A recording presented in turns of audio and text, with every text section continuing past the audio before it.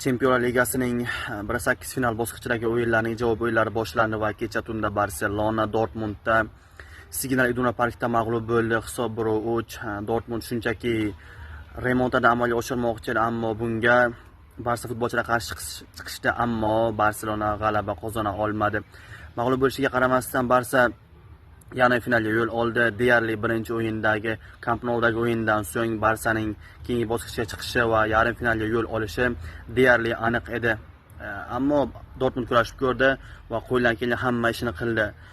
Va PSJning Angliyadagi safari ham ular uchun omadsiz keldi. Ikkala jamoa, ya'ni PSG ham Barsa ham mag'lub bo'ldi, ammo yarim finalga yo'l oldi. Bugun tunda Real Bernabeuda Madridda remontada amalga oshira oladimi? PSG Real Madrid yoki PSG Arsenal, ko'ramiz. Barselona yoki Inter bilan yoki Bavariya bilan bahs olib boradi yarim